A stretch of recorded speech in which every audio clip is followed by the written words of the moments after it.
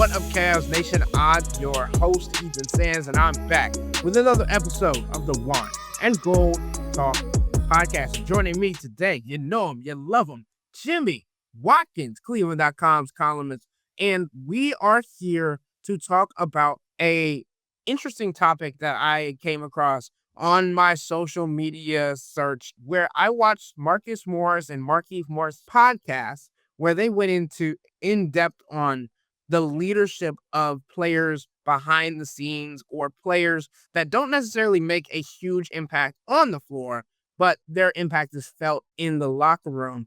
And sometimes these players get traded. For the Cavs, that looks like George Niang, Karis LeVert, two guys that were beloved in the locker room.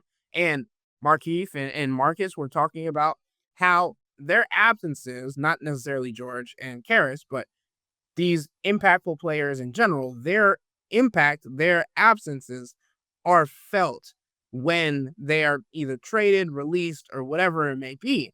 And I was curious to ask you, in a situation where we've talked about this a little bit this summer, if the Cavs have to decide between Max Strus and DeAndre Hunter in the coming years, as they're both set to have their contracts expire in 2 seasons, would the Cavs lean towards Max because of what he brings to the locker room more so, and negating a little bit the difference in one paycheck for DeAndre Hunter because he's making more money than Max Strus, but also what DeAndre Hunter brings to the floor? Because I think we can all agree, in a one-on-one matchup, I'm taking DeAndre Hunter over Max Strus. But I'm just curious to your thought process of who you think the most vocal background leader is for the Cavs, and whose voice, if it was left or if it was absent, would be felt the most.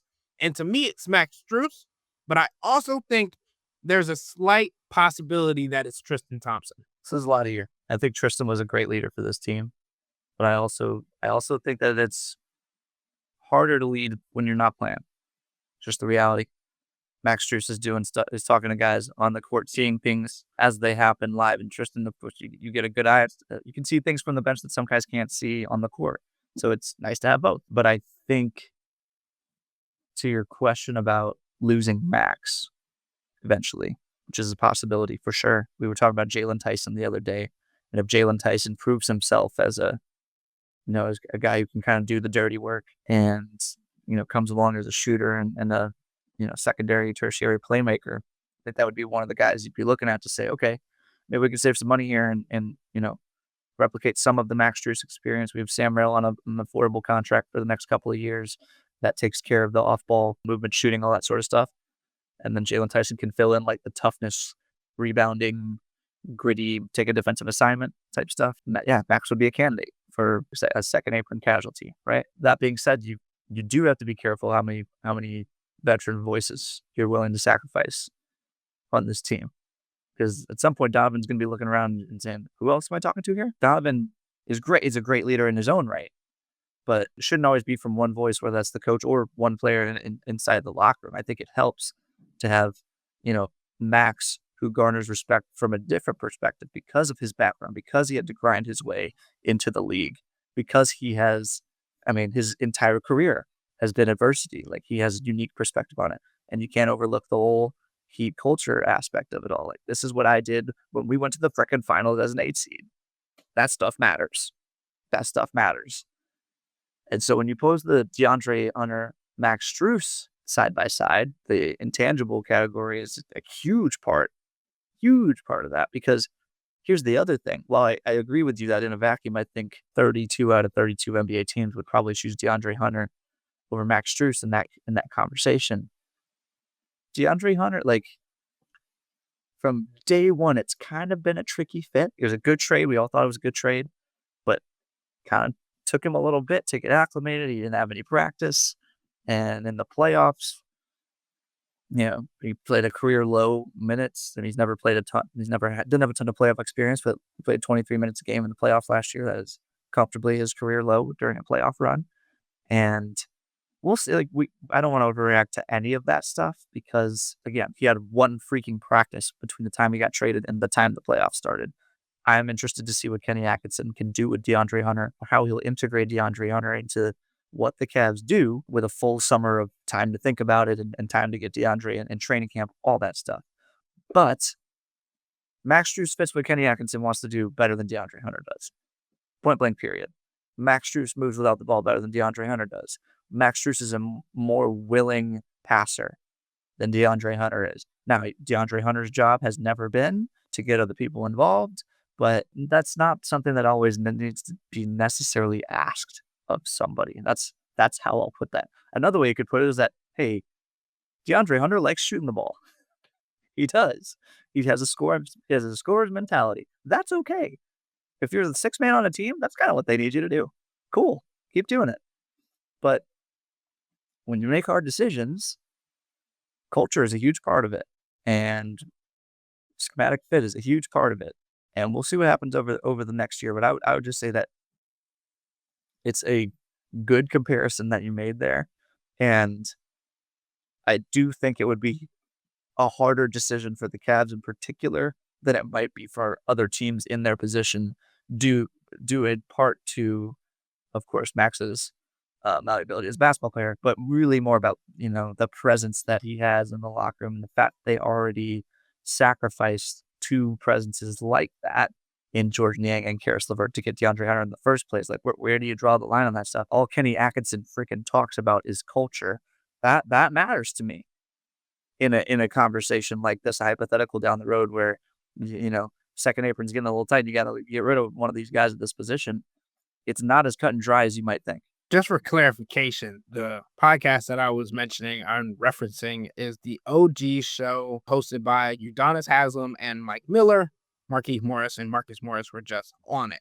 But to go into that a little bit further, one of the last things that was mentioned in this video that I was watching was one of the brothers, Marquise from Marcus. I have a hard time telling them apart, especially in this very small interview. But one of them said at the end was like, the best players aren't always the leaders, right? When it comes to locker room presence. And we've had this conversation throughout the entire summer about Donovan Mitchell's leadership, about taking back, about getting off the ball, about helping empower Darius Garland, Evan Mobley, Jarrett Allen, Max Strus, you name it. He's empowered them. Sam Merrill, Dean Wade. The importance of Donovan Mitchell's leadership cannot be lost on this team. But you need more than one leader. That's why in the NFL and NCAA, there's not just one player with a C on their chest, right? You have multiple leaders. You have multiple different, because not everybody leads the same way, right? Max Strus sends a text message in the playoffs saying, if you're not ready to come to work, don't show up, right? There's Tristan Thompson, who has conversations after the best offensive performance in a half in Cavs franchise history and says, y'all let off the gas, y'all did this, and trying to set the precedent in the reality check that there's more to be seen, right? Sometimes you need that kind of leader. Then you have guys like Evan Mobley, who's in the gym all day, every day, working on this game. Leaders by example. I just think it's interesting because we've talked about this and how Donovan Mitchell has led, and also saying that he's not LeBron and doesn't want to necessarily lead like LeBron. Who do you think are the leaders of the locker room, Jimmy? You've been in there a good amount. You've gotten to see the mannerisms and the storyline of how people have held themselves. Who do you think are the three leaders, or maybe five leaders, in the locker room for the Cavs? And Donovan and Max are the two easy answers. It's just so clear the way they handle themselves and the way other people look to them. Donovan, it's natural for everyone. I think what you were saying about the OG pod, yes, it's true. The best players aren't always the leaders, but the best players aren't always the best leaders, but the best players are always a leader in some regard, right? Like, that's unavoidable. If the buck stops with you, then yeah, there's a ton of leadership responsibility that comes with that. After that, I think it's interesting. I think you'd want to look at your point guard, Darius Garland. I think that he wants that responsibility. I think he embraces that. I think he does a good job of setting a leadership tone with the way he works. But I think the Cavs would tell you, I mean, like, we've had a couple of conversations on this podcast about, like, Darius, why are you saying that? The Tyler Hero thing. That wasn't the most mature leadership thing to do. Even if they were friends, like, I still think that got kind of misconstrued a little bit, what Darius said initially about Tyler Hero. Apparently, he said they were friends afterwards. But, like, I remember Chris saying in the moment, and certainly an eye roll from people in the front office when that happened. You know? The whole, did Darius request a trade after the Celtics series loss? Did he not request a trade? Someone close to Darius Garland said that he was going to request a trade when Donovan left. And now that's a kind of a tricky bit of toothpaste to put back in the tube, don't you think? You're going to leave the team after you tried to leave us? And for what reason were you going to leave the team? Because Donovan was coming back? That's kind of strange. Then we've had the conversation on this podcast already about Jarrett Allen and Evan Mobley. I think if you ask Kenny Atkinson this question, he would say Jarrett Allen and or Evan Mobley, because that he's trying to speak it into existence. He wants Jarrett Allen. And by the way, there are more than one ways to lead. I think Jarrett Allen and Evan Mobley set excellent examples. They are two. Kenny Atkinson sleeps soundly at night, knowing Jarrett Allen and Evan Mobley are on his team. And when the Cavs go to Miami, you don't have to worry about the Miami flu with those guys. Okay, like those are two young men, mature beyond their years, right? Talking is part of it. Defensive communication on the court, setting a tone. Evan Mobley, you're supposed to be the guy around which we build this franchise. You're our cornerstone, and I can't hear you when I'm sitting across the room from you. I'm sorry, it matters. It matters when we're in those conversations. And so, long-winded way to answer your question, Donovan and Max for sure stamped, bullet pointed as leaders. After that, I think there's kind of an open conversation. Do you think you need more than two? I just think it's an interesting conversation because you hear leadership, captains thrown around a lot in the locker room, right? Like Darius Garland talks about himself, about being a leader, being one of the leaders of this team. And sure, you're the starting point guard, but what have you done to prove that you're a leader, right?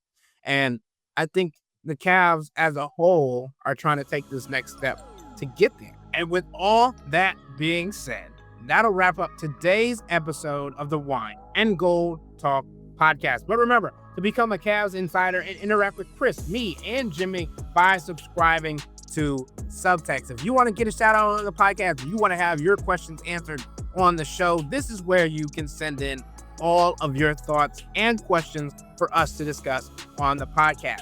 To do so, sign up for a 14-day free trial or visit cleveland.com/Cavs and click on the blue bar at the top of the page. If you don't like it, that's fine. All you have to do is text the word STOP. It's easy, but we can tell you that the people who signed up stick around.